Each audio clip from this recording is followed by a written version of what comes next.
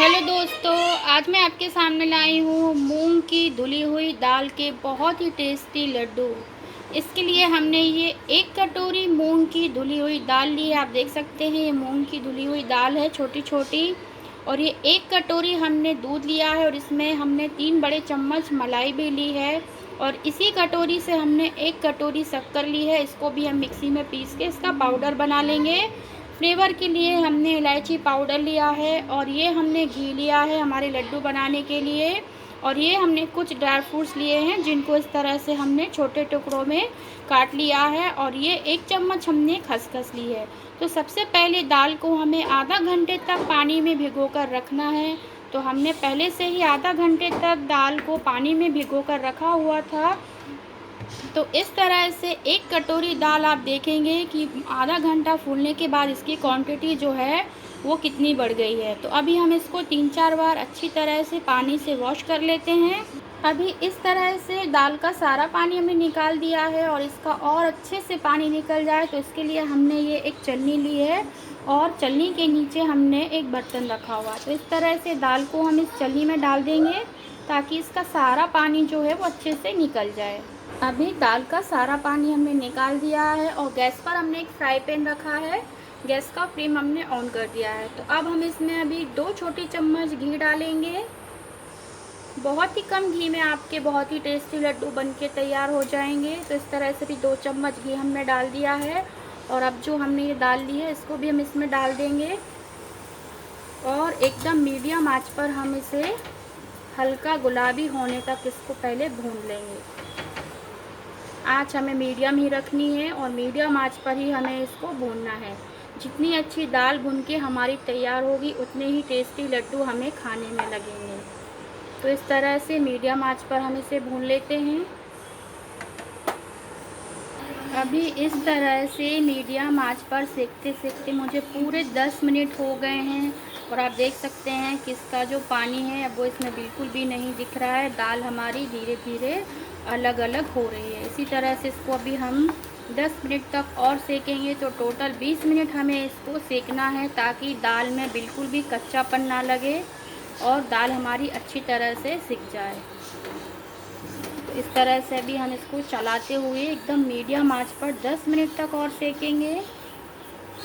जब दाल में से हल्की सी खुशबू आने लगेगी तब तक हम इसको सेक लेते हैं। 10 मिनट में ही आने लगेगी और फिर उसके बाद हम गैस का फ्लेम ऑफ कर देंगे। तो इस तरह से अब हम इसको सेकते हैं।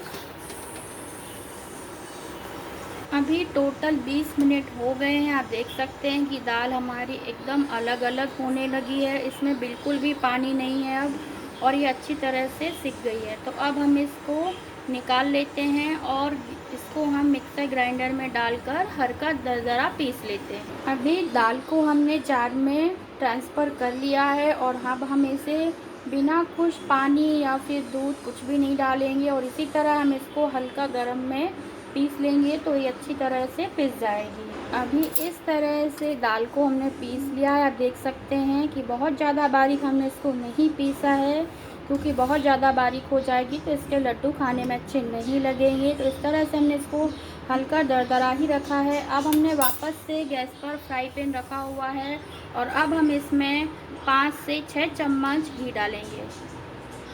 पहले हमने 2 चम्मच डाला था, अभी हम 6 चम्मच घी डालेंगे इसमें।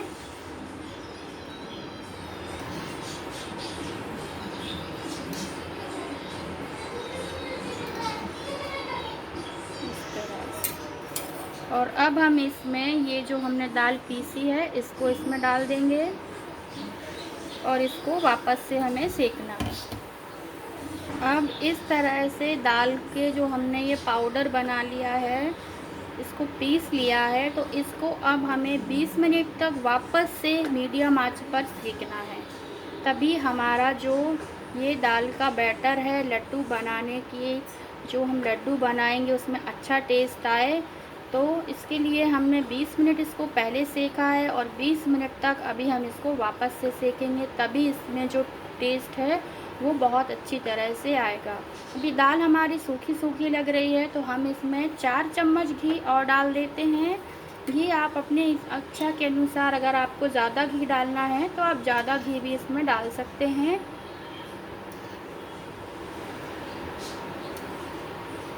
इस तरह से 4 चम्मच घी हमने इसमें और डाल दिया और अब हम इसको अच्छी तरह से मीडियम आंच पर ही हमें इसको सेकना है।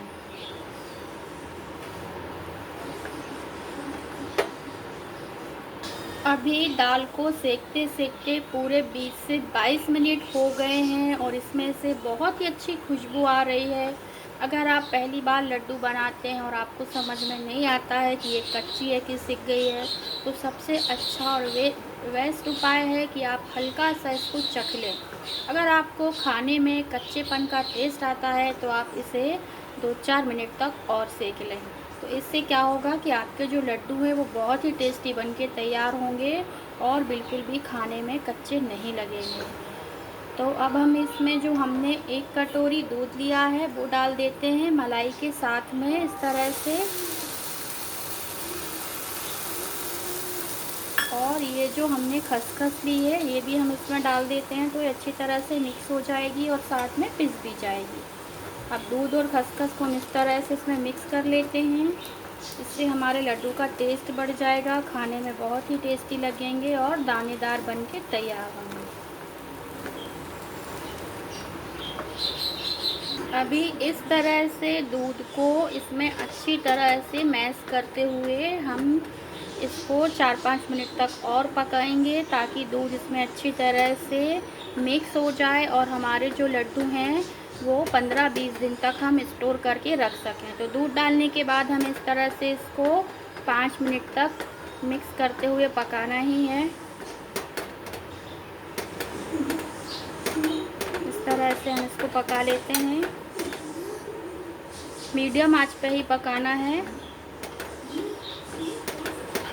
और साथ ही हम अपनी पिसी हुई शक्कर भी डाल देते हैं ताकि वो भी इसमें अच्छी तरह से मेल्ट हो जाए।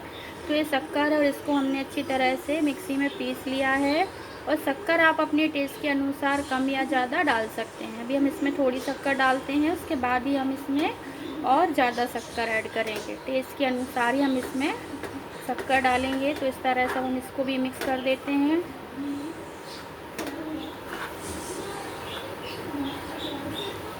अभी हमने इसमें थोड़ी शक्कर और ऐड कर दी है, साथ में ही हम इसमें ये इलायची पाउडर डाल देते हैं और सारी चीज़ों को अच्छी तरह से मिक्स कर देते हैं और फिर गैस का फ्लेम ऑफ कर देंगे।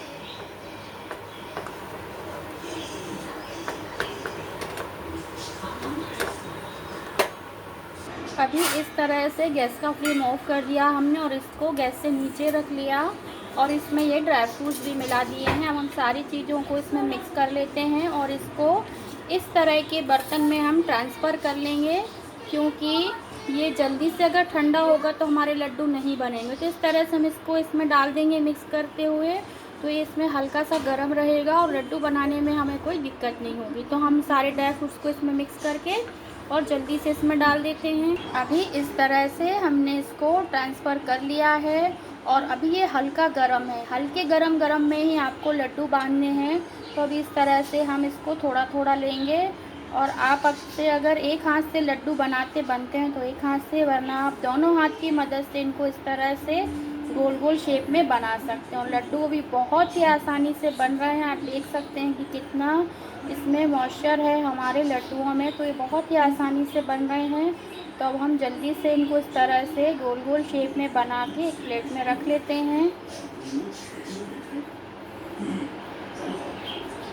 ये देखिए एकदम कितना अच्छा, कितना सुंदर लड्डू हमारा बन गया है और हाथ में इस तरह से घी भी आ गया है।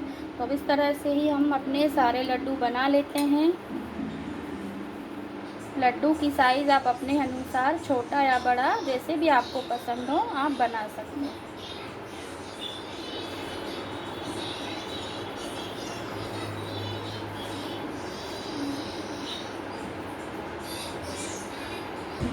ये देखिए बहुत ही कम घी में और मूंग की दाल के लड्डू देखने में ही कितने अच्छे दिख रहे हैं। ना ही हमने इसमें कोई कलर डाला है और आप देख सकते हैं कि बिना कलर के ही ये कितने अच्छे कलर में दिख रहे हैं और खाने में भी बहुत ही अच्छे लगते हैं, आसानी से बन जाते हैं और बच्चों को भी पसंद आते हैं। और दाल में बहुत प्रोटीन होता है, तो ये लड्डू भी सबके लिए फ़ायदेमंद होते हैं। और मैं आपको दिखा देती हूँ कि अंदर से भी ये लड्डू हमारे कितने सॉफ्ट बन के तैयार हुए हैं। ये देखिए, एकदम सॉफ्ट लड्डू बन के तैयार हुए हैं।